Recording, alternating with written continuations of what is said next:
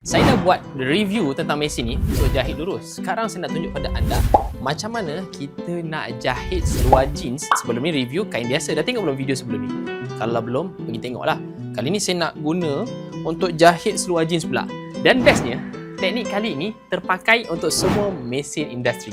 Jom kita belajar. Pertama, nak bagi tahu jangan guna benang biasa untuk jahit seluar jeans. Nanti cepat tertetas. Gunakan benang jeans, iaitu benang yang sama warna seperti jahitan asal dia. Yang kedua, anda kena gunakan jarum 18. Sebelah kiri ini adalah jarum 18.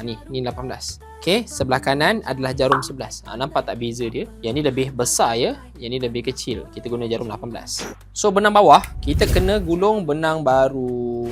Ketika ni saya hanya tukar benang dan jarum saja. Saya tak tukar setting lagi. Jom kita cuba jahit apa jadi nasib dia. Alright, so ni hasil dia. Sebelah atas, ui, sebelah bawah dia haruk. Bila mesin anda bahagian bawah berbiji-biji, anda kena ketatkan. Berapa banyak sampai hilang biji-biji itulah. Alright, jom tengok. Ini sebelum, ini selepas saya ketatkan. Masih lagi ada biji-biji sikit dan ada tersimpul malu kat situ. Sikit lagi lah guys. Kita bagi tegang dia. Alright.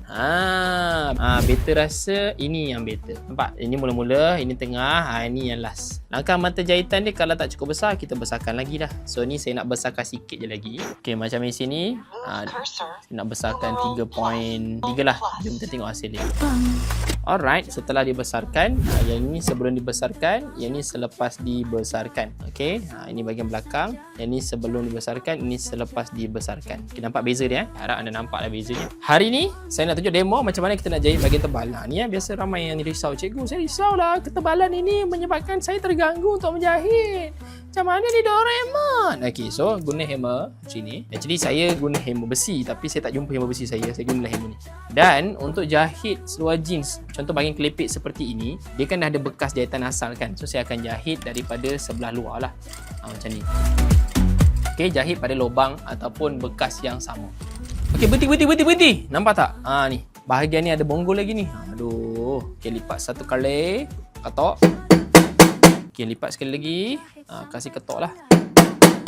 Jangan risau, tak roboh lah. Kalau roboh pun beli baru. Jangan. Tak roboh. Jahit balik pada garisan permulaan tu. Alright, so kita dah siap. Ini hasil seluar yang kita jahit pada bahagian kelipit bawah kaki guys. So apa pendapat kalian tentang jahitan ini? Okey ke? Okey. Best kalau ada panduan step by step macam ni. Nota pun senang faham, tak pening kepala. Buat pula dengan cara yang cepat lah. Kami nak buka jualan buku 3 ganda. 3 buku ni harga RM270, tapi kami bagi kepada anda cuma RM99. So satu buku ni jatuh RM33. Satu buku boleh menghasilkan pelbagai jenis baju.